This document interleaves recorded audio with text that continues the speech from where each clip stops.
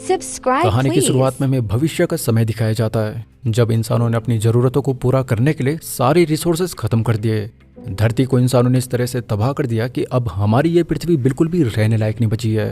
हालात तब और ज्यादा खराब हो गए जब पेड़ पौधों की कमी और ग्लोबल वार्मिंग की वजह से धरती अब काफी गर्म हो गई है, जिसका अंजाम यह हुआ कि अंटार्कटिका की पूरी बर्फ पिघल गई है।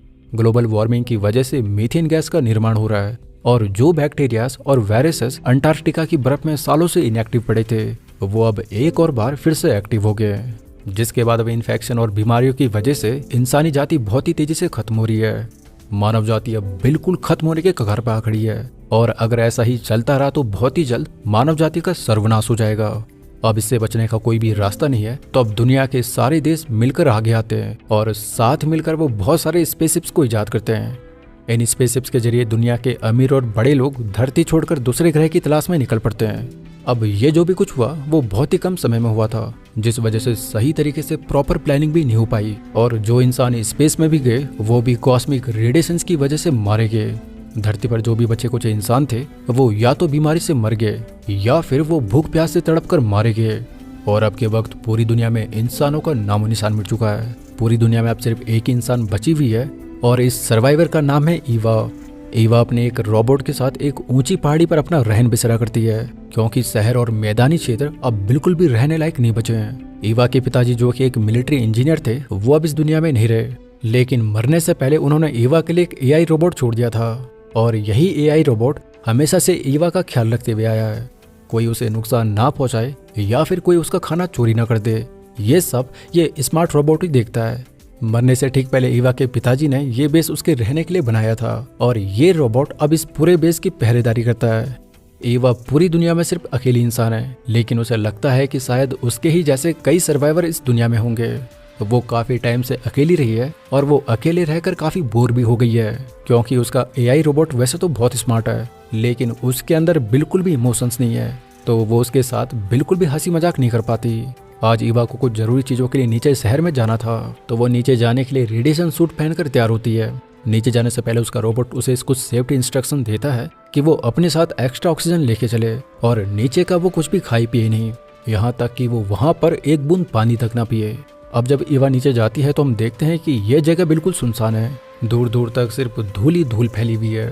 वो मार्केट में जाती है और वहाँ से अपने लिए जरूरी सामान इकट्ठा करने लगती है। वहाँ पर उसे लेवेंडर के भी बीज मिलते हैं, जिसे भी वो अपने साथ रख लेती है।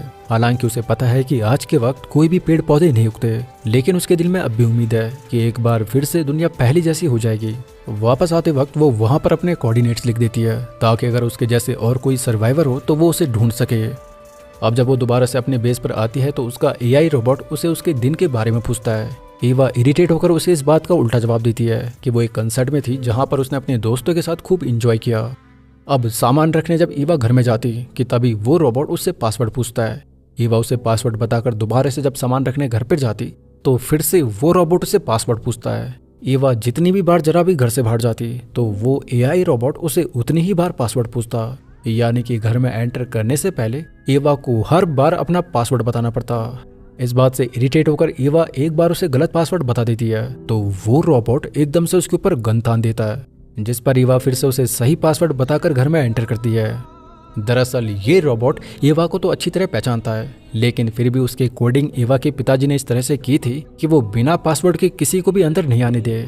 अब ईवा अंदर आते ही सबसे पहले सवाल लेती है, ताकि जो भी वायरस या बैक्टीरिया उसके साथ यहाँ पर आए वो बह जाए। बाद में वो रेडियो से संपर्क करने की कोशिश करती है और रेडियो पर अपनी लोकेशन बताती है। उसके पास एक ग्रीन हाउस भी है जहाँ पर वो पौधों को पानी देती है। रात को वो अपने सप्लाईज को जनरल करती है और खराब चीजों की मरम्मत करती है। तो वहीं दूसरी तरफ उसका एआई रोबोट बेस के चारों तरफ पहरेदारी कर रहा है। अब दूसरे दिन ईवा सोलर पैनल को इंस्टॉल कर रही है। वो रोबोट भी उसके पास बैठा हुआ है, लेकिन वो उसकी कुछ भी मदद नहीं कर रहा। दरअसल ये रोबोट कुछ भी काम वाम नहीं करता, बस इसका एक ही काम है ईवा की सुरक्षा करना। यहाँ पर ईवा उससे कहती है कि क्या वो उसके सवालों का जवाब दे सकता है, जिस पर रोबोट कहता है कि हाँ, वो एक रोबोट है और वो दुनिया के हर सवाल का आंसर दे सकता है। ईवा उससे 3 पहेलियां पूछती है, जिसमें से 2 रिडल का जवाब वो बड़ी आसानी के साथ दे देता है, लेकिन तीसरी रिडल के जवाब में उसके पेज पुर्जे बजने लगते हैं और वो उस पहेली का आंसर नहीं कर पाता। जब वो ईवा को इस रिडल का जवाब पूछता है तो ईवा उसे नहीं बताती और कहती है कि वो बहुत स्मार्ट है। तो वो खुद ही थोड़ा अपने दिमाग पर जोर लगाकर इसका आंसर पता करे। दरअसल ये रिडल 3 रोबोट्स के बारे में होती है और ईवा के मुताबिक इसका जवाब सिर्फ इंसान ही दे सकता है। ईवा कहती है कि उसने आज पहली बार उसे हरा दिया। दोनों आपस में बातें कर रहे हैं और बातों ही बातों में ईवा उसे शादी के लिए प्रपोज कर देती है। वो उसे पूछते हैं कि क्या वो उसे शादी करेगा, जिस पर वो रोबोट उसे आंसर देने की बजाय उसे शादी की डेफिनेशन बताने लगता है और कहता है कि वो एक रोबोट है तो वहीं वो एक इंसान है और इंसान और रोबोट की कभी भी शादी नहीं हो सकती। ईवा उसे बताती है कि इस दुनिया में बचा ही कौन है जिससे वो शादी करे, तो वो इतना रूड होने की बजाय वो कम से कम उससे इंसान की तरह बिहेव तो कर सकता है। जिस पर वो रोबोट कहता है कि अगर वो उससे शादी भी कर ले तो भी वो हमेशा उसके साथ नहीं रह पाएगा, क्योंकि वो सिर्फ 40 साल तक ही एक्टिव रहेगा, जिसके बाद वो हमेशा के लिए डेड पड़ जाएगा। इस पर ईवा उसे मजाक में कहती है कि फिर वो अपने लिए एक दूसरा रोबोट ढूंढ लेगी। वैसे भी इंसान एक दूसरे को बड़ी आसानी से छोड़ देते हैं, तो दूसरा रोबोट ढूंढना उसके लिए कोई बड़ी बात नहीं है। ईवा बताती है कि उसके पिता ने जब ये बेस बनाया था तो उन्होंने वेयर हाउस से उठाकर उसे यहाँ पर उसकी सुरक्षा करने के लिए रखा था। वो युद्ध में जाने से पहले उससे वादा करके गए थे कि वो बहुत ही जल्द वापस आ जाएंगे, लेकिन आज तक वो कभी भी वापस नहीं आए। और जो रोबोट भी उन्होंने उसकी सुरक्षा के लिए छोड़ा था वो भी उसके इमोशंस को नहीं समझ पाता। तो अब वो बताए कि वो करे तो करे क्या। दोस्तों, अगर आप कहानी में यहाँ तक बने हो तो फिर आखिर तक भी बने रहिए, क्योंकि मेरा वादा है कि अंत में आपका मुंह खुला का खुला रह जाएगा। ये रोबोट हम सबको एक सबक सिखाने वाला है। ईवा इस दुनिया में बिल्कुल अकेली है। वो जहाँ भी जाती वो हमेशा अपने कोऑर्डिनेट्स वहाँ पर लिख देती ताकि कोई तो इंसान उसे ढूंढने यहाँ पर आए, लेकिन शायद अब इन दोनों के अलावा इस दुनिया में कोई नहीं है। इसलिए ईवा ने उसे शादी का प्रपोजल दिया, लेकिन वो काफी रूड है। अंदर जाते वक्त ईवा उसे एक रोबोट के बेसिक 3 रूल पूछती है। वो रोबोट उसे तीनों रूल बता देता है, जिसमें पहला रूल है कि एक रोबोट कभी भी एक इंसान को नुकसान नहीं पहुंचा सकता, चाहे हालात कितने ही खराब क्यों ना हो। दूसरा रूल है कि रोबोट इंसान के दिए गए हर ऑर्डर को फॉलो करेगा। तो वहीं तीसरा रूल है कि वो अपने अस्तित्व को तब तक बना के रखेगा जब तक कि वो पहले 2 नियमों को फॉलो करता हो। हाँ, अगर वो पहले के 2 नियमों में से किसी भी एक नियम का उल्लंघन करता है तो उसके अस्तित्व पर खतरा आ जाएगा। ईवा उसे कहती है कि शायद वो भूल गया है कि उसे नए रिसोर्सेस को ढूंढने के लिए भी बनाया गया था, लेकिन वो रोबोट इस पे साफ साफ मना कर देता है और कहता है कि वो सिर्फ एक पहरा देने वाला रोबोट है, जिसका काम है ईवा की सुरक्षा करना घुसपैठियों से, और इसके लिए ही उसे इजाद किया गया था। उसके हिसाब से घुसपैठी वही है जो कि उसका पासवर्ड नहीं जानता। ईवा भी इस पर गुस्सा हो जाती है और कहती है कि उसे अब तो पता भी नहीं होगा कि कभी उसने इंसानों का कत्लेआम किया था। वो उससे उस पल का जिक्र करती है जब सारी दुनिया तपती गर्मी की वजह से खत्म हो रही थी। साथ ही युद्ध के समय जब इंडिया के लोग तपती गर्मी की वजह से मर रहे थे तो वो बचने के लिए नॉर्थ कंट्रीज की तरफ भागे, लेकिन वहां पर उसी के जैसे कई हजारों की तादाद में रोबोट्स पहरा दे रहे थे। उसे तो अब याद भी नहीं होगा कि उसने किसी को भी नॉर्थ में नहीं आने दिया था, क्योंकि कोई भी उसका पासवर्ड नहीं जानता था। और जिस भी इंसान ने नॉर्थ में आने की कोशिश करी उसे रोबोट्स ने मार दिया, जिसका अंजाम यह हुआ कि लाखों की संख्या में लोग मारे गए। इस पर वो रोबोट कहता है कि ये इम्पॉसिबल है, क्योंकि कोई भी रोबोट्स कभी भी इंसान को नुकसान नहीं पहुंचा सकता। इस पर ईवा कहती है कि वो सब रोबोट पहले वॉर में मिलिट्री के लिए ही काम कर रहे थे और वो भी पहले एक मिलिट्री रोबोट था, लेकिन उसके पिताजी ने उसकी प्रोग्रामिंग को चेंज कर उसे पहरा देने वाला रोबोट बनाया, इसीलिए उसे अब पहले का कुछ भी याद नहीं है। अगर उसे अपने पिता की तरह उसकी प्रोग्रामिंग को चेंज करना आता तो फिर वो जान पाता कि उसने पहले इंसानों के साथ कैसे कत्लेआम किया है। अब शाम को ईवा और उसका रोबोट साथ में सनसेट देखते हैं और एक और बार वो रोबोट उसे उसी रिडल का जवाब मांगता है जो कि तब ईवा ने उससे पूछा था, लेकिन ईवा अब भी उसका जवाब देने से मना कर देती है। अगले दिन फिर से ईवा सोलर पैनल्स को इंस्टॉल कर रही है, तो तभी उसे ख्याल आता है कि अब तो क्रिसमस भी आने वाला है, तो उसे अब लाइट्स भी लगानी होगी। साथ ही उसे कहीं से क्रिसमस ट्री का भी इंतजाम करना पड़ेगा। वो अपने रोबोट से कहती है कि क्या उसे इस क्रिसमस पर कोई गिफ्ट चाहिए, जिस पर वो एआई रोबोट कहता है कि रोबोट्स गिफ्ट्स नहीं लेते, उसे तो ये भी नहीं पता कि गिफ्ट्स का क्या करते हैं। ईवा इसकी इस बात पर गुस्सा होकर कहती है कि वो बार बार भूल जाती है कि वो एक इंसान से नहीं बल्कि एक लोहे के डिब्बे से बात कर रही है, जिसके अंदर कोई भी इमोशंस नहीं है, लेकिन वो कम से कम उसके लिए इतना तो कर ही सकता है कि वो इंसान होने का नाटक करे। रात को जब ईवा अपने बेस पर होती है तो वो रोबोट अजीब तरह से बाहर से उसे ऑब्जर्व कर रहा है। अगले दिन ईवा को क्रिसमस के लिए पेड़ चाहिए था, लेकिन अब के वक्त दुनिया में कोई भी पेड़ पौधे नहीं बचे, तो उसे कहीं से एक आर्टिफिशियल पेड़ लाना होगा, जिसके लिए वो नीचे शहर में जाने के लिए सूट पहनकर तैयार होती है। फिर से उसका रोबोट उसे वही सेफ्टी इंस्ट्रक्शन देता है जो कि वो उसे हर बार बाहर जाने से पहले देता है कि वो अपने साथ एक एक्स्ट्रा ऑक्सीजन लेकर चले। वो नीचे का कुछ भी खाए पिए नहीं, यहाँ तक कि एक बूंद पानी की भी। अब ईवा जब वापस से सामान लेने अंदर जाने लगती है तो वो रोबोट उससे पासवर्ड की मांग करता है। ईवा उसे पासवर्ड बताती है और अगले ही सेकंड वो रोबोट ईवा पर गन पॉइंट कर देता है, ये कहकर कि ये पासवर्ड गलत है। ईवा ये देख पूरी तरह स्तब्ध है। वो एक बार दोबारा से वही पासवर्ड बोलती है, जिस पर अब वो रोबोट अपना हथियार लोड कर देता है और कहता है कि वो पुराना नहीं बल्कि नया पासवर्ड बताए। दरअसल इस रोबोट का हर 3 महीने में पासवर्ड चेंज होता है, जो कि ईवा के पापा ने कोड बुक में लिखे हुए थे, लेकिन वो बुक अभी अंदर है और ईवा उसका नया पासवर्ड नहीं जानती। ईवा परेशान हो जाती है। हालांकि ये रोबोट ईवा को अच्छी तरह पहचानता है, लेकिन वो अपनी प्रोग्रामिंग के चलते उसे भी बिना पासवर्ड के अंदर नहीं जाने देगा। ईवा को नया पासवर्ड जानने के लिए पहले अंदर जाना होगा, तभी जाकर वो कोड बुक से पढ़कर उसे नया पासवर्ड बता सकती है। लेकिन अंदर भी वो तभी जा पाएगी जब वो उस रोबोट को उसका नया पासवर्ड बताए, यानी कि वो बुरी तरह फंस गई है। ईवा को जितने भी पुराने पासवर्ड याद थे वो सब बोल देती है, लेकिन कोई भी पासवर्ड सही नहीं है। ईवा का भूख और प्यास के मारे वैसे ही बुरा हाल है, तो वो रोबोट को बताती है कि उसके पिता सिर्फ उसकी सुरक्षा करने के लिए उसे यहाँ पर लेके आए थे। उसका काम है उसे प्रोटेक्ट करना, ना कि उसके लिए मुसीबत खड़ी करना। वो इस दुनिया की आखिरी इंसान है और यहाँ पर दूर दूर तक कोई भी नहीं है, तो जाहिर सी बात है कि वो ईवा ही है। लेकिन रोबोट अपनी प्रोग्रामिंग के चलते किसी भी तरह उसे अंदर नहीं जाने देगा, क्योंकि वो अब पासवर्ड नहीं जानती और जो पासवर्ड नहीं जानता वो उसके लिए अजनबी है। ईवा थक हार कर अब पास में ही बैठ जाती है, इस उम्मीद में कि वो रोबोट को चकमा देकर भागते हुए अंदर चली जाएगी। लेकिन ये खतरनाक रोबोट अपने हथियार को एक्टिवेट कर देता है। अब ईवा के लिए इसमें काफी खतरा था, तो वो एक बार फिर से रोबोट के पास आती है। वो अब समझ गई कि रोबोट को कोई भी इंसान जो पासवर्ड नहीं जानता वो उसे घुसपैठिया मानता है और उसे मारने का हक रखता है। ईवा एक नया प्लान सोचकर फिर से उसके पास आती है और कहती है कि उसे कुल्हाड़ी चाहिए क्रिसमस ट्री काटने के लिए। ईवा का प्लान था कि जैसे ही वो रोबोट अंदर कुल्हाड़ी लेने जाएगा, वो चुपके से अंदर जाकर नोटबुक से पासवर्ड देख लेगी। लेकिन अविश्वसनीय तरीके से रोबोट को ये बात याद थी कि अब इस दुनिया में कोई भी जिंदा पेड़ नहीं बचा। वो कहता है कि अगर कोई पेड़ ही नहीं है तो फिर उसे कुल्हाड़ी क्यों चाहिए। अब ईवा ये सुन के पूरी तरह हैरान है कि रोबोट को इतना सब तो याद है, लेकिन ये नहीं कि उसका असली काम केवल उसकी सुरक्षा करना है। ईवा उसे लाख बार समझाती है कि वो अंदर जाकर ही उसे पासवर्ड बता सकती है, लेकिन ये एक रोबोट है, इंसान किस मुसीबत में है ये कभी भी नहीं जान सकता। ईवा उसे कहती है कि वो बस 1 मिनट के लिए उसे अंदर जाने दे, वो सही से उसे पासवर्ड बता देगी, और अगर वो पासवर्ड गलत बताती है तो वो उसे मार देना। अब इस पर वो रोबोट कहता है कि रूल्स के मुताबिक वो कभी भी उसे नहीं मार सकता, बल्कि वो किसी भी इंसान को नहीं मार सकता। ऐसे में वो सिर्फ उसी को मार सकता है जो कि ईवा को नुकसान पहुंचाने की कोशिश करे या फिर जो घुसपैठिया हो, और उसके हिसाब से घुसपैठिया हर वो इंसान है जो कि उसका पासवर्ड नहीं जानता। ईवा परेशान हो जाती है और उसे आज रात बेस के भारी रहना पड़ता है। रात को वो गुस्से में उस रोबोट पर पत्थर फेंक उसे भटकाने की भी कोशिश करती है, लेकिन वो रोबोट अपनी जगह से टस से मस नहीं होता। अब अगली सुबह ईवा के दिमाग में फिर से एक आइडिया आया। उसने अपने कपड़े उल्टे पहने, चेहरा ढका और रोबोट के पास पहुंचकर खुद को रिफ्यूजी बताया, जो कि यहाँ पर शेल्टर की तलाश में आई हुई है। उसने रोबोट को याद दिलवाया कि universal declaration of human rights के आर्टिकल 14 के मुताबिक कोई भी इंसान अगर खतरे में हो तो वो दूसरे देश में पनाह ले सकता है।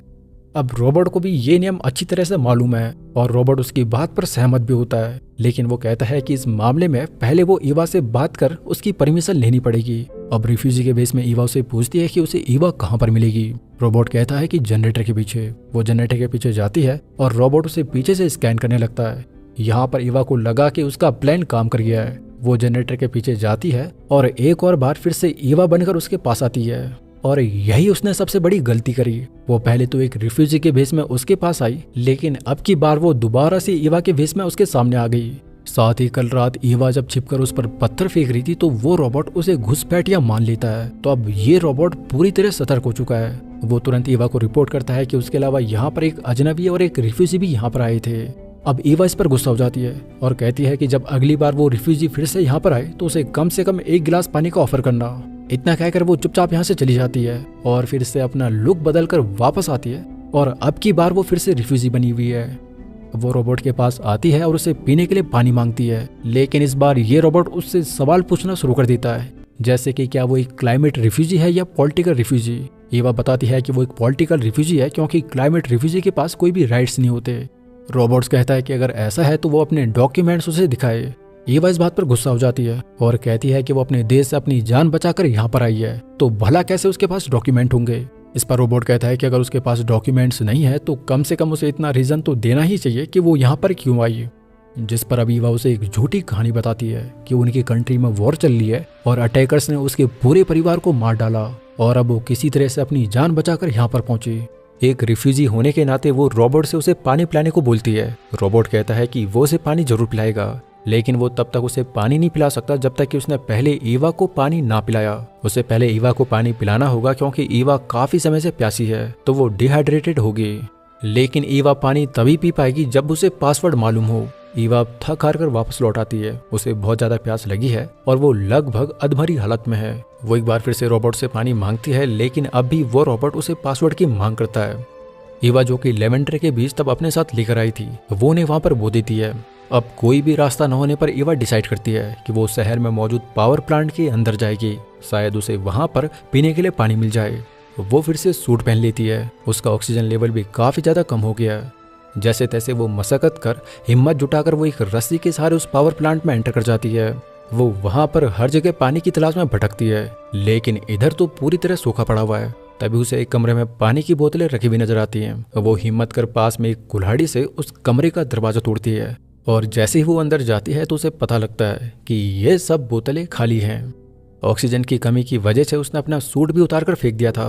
उसे ये नहीं पता था कि इस प्लांट में रेडिएशन बहुत ज्यादा है और ईवा अब रेडिएशन के संपर्क में भी आ गई है। उसे यहाँ पर कहीं भी पानी नहीं मिलता और अब उसके पास जितनी भी बची कुची ताकत थी वो उसे प्लांट से बेस तक वापस आने में लगा देती है। उसके पास बचने का कोई भी रास्ता नहीं है। तो अब जाकर वो डिसाइड करती है कि वो अपनी गाड़ी को ही उस रोबोट से टकरा कर उसे डिस्ट्रॉय कर देगी। ईवा ऐसे ही करती है और चलती गाड़ी से कूद जाती है। गाड़ी सीधे रोबोट से जाकर टकराती है और एक बहुत बड़ा ब्लास्ट होता है। ब्लास्ट इतना बड़ा था कि वो रोबोट तबाह हो ही गया होगा, लेकिन ईवा को भी ऐसा करने में काफी चोटें आ गई हैं और वो वहीं पर बेहोश हो जाती है। सुबह जब उसकी आंख खुलती है तो वो अपने सामने फिर से उसी रोबोट को देखती है। ये रोबोट न सिर्फ उसके लिए मुसीबत है, बल्कि इसे डिस्ट्रॉय करना भी बहुत मुश्किल है। रोबोट उड़ते साथ ही उसे रिपोर्ट देता है कि कल रात किसी घुसपैठिए ने उस पर गाड़ी से हमला किया। ईवा के पास अब बोलने की भी ताकत नहीं है और वो उससे फिर से एक बार पानी मांगती है। इस पर वो रोबोट कहता है कि अगर वो इस दुनिया की आखिरी इंसान होती तो शायद वो उसे एक बार पानी देने के बारे में जरूर सोचता, लेकिन वो जानता है कि यहाँ पर एक घुसपैठिया और एक रिफ्यूजी भी मौजूद है जो कि उस जनरेटर के पीछे छिपे हुए हैं।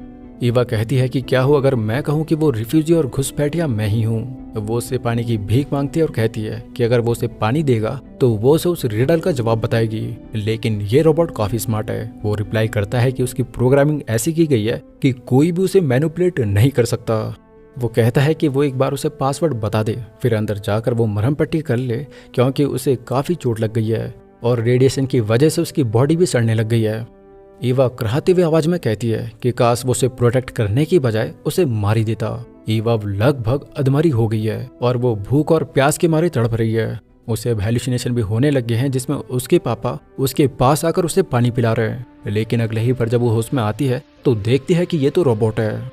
रोबोट फिर से उसे कहता है कि वो जल्दी से अंदर जाए और खाना खाए। वो कई दिन से भूखी प्यासी है, उसकी हालत भी काफी खराब हो गई है, तो वो जल्दी से पासवर्ड बताकर अंदर जाए। ईवा बिल्कुल भी बोलने की हालत में नहीं है। वो फिर से एक आखिरी बार उसे पानी की भीख मांगती है, लेकिन वो रोबोट उसे पानी नहीं देता। मालकिन सामने मर रही है, लेकिन उसे पासवर्ड से ही मतलब है। उसके अंदर कोई भी दया का भाव नहीं है, जिस वजह से आज रात भी ईवा को भारी काटनी पड़ती है। सुबह जब उसकी आंख खुलती है तो वो सोलर पैनल पर जमे पानी को पीती है। तभी वो रोबोट फिर से उसके पास आता है और उसे बताता है कि शायद वो आज या कल मर जाएगी। वो कई दिनों से भूखी और प्यासी है और साथ ही उसे कई चोटें भी लगी हैं। तो अब जब वो मरने ही वाली है तो मरने से पहले वो उसे उस रिडल का जवाब बता दे। लेकिन ईवा उसे अब भी उस रिडल का जवाब नहीं बताती और कहती है कि उसे बहुत अच्छा लग रहा है उस जैसे पागल एक टीन के डिब्बे को फिर से बीट करना। ईवा को हेलुसिनेशन हो रहे हैं कि वो अभी किसी सुंदर शहर के बीच घूम रही है। रोबोट उसे बताता है कि अगर वो मर गई तो उसका पासवर्ड खुद ब खुद रिसेट हो जाएगा। लेकिन तब जब ईवा ही नहीं रहेगी तो फिर इसका क्या फायदा। ईवा अपनी आखिरी सांसें गिन रही है और वो एक आखिरी रिक्वेस्ट उस रोबोट से करती है कि वो उसके मरने के बाद उसके लेवेंडर के जो बीज हैं उन्हें वो पानी दे देना। और ये कहते ही ईवा मर जाती है। ईवा का आखिरी शब्द था लेवेंडर। उसके आखिरी लफ्ज थे make sure to save my lavender. अब जैसे ही रोबोट लेवेंडर शब्द सुनता है तो उसका पासवर्ड वेरीफाई हो जाता है, यानी कि उस रोबोट का नया पासवर्ड लेवेंडर था। पासवर्ड तो अब बिल्कुल सही निकला, लेकिन अब ईवा ही नहीं बची। एक रोबोट जिसे इंसान की सुरक्षा के लिए रखा गया था, उसी एआई रोबोट ने अपने ही मालिक को सबसे बदतर मौत दी। हालांकि इसमें एआई रोबोट की भी कोई गलती नहीं है, क्योंकि वो अपने प्रोग्रामिंग और पैटर्न के तहत वही कर रहा था जिसके लिए उसे बनाया गया था। लेकिन कमी थी बस उसके अंदर फीलिंग्स की। इस मूवी में हमें बिल्कुल एआई का वही भयानक पहलू दिखाया गया है जो कि इंसानों के लिए आगे जाकर खतरा हो सकता है।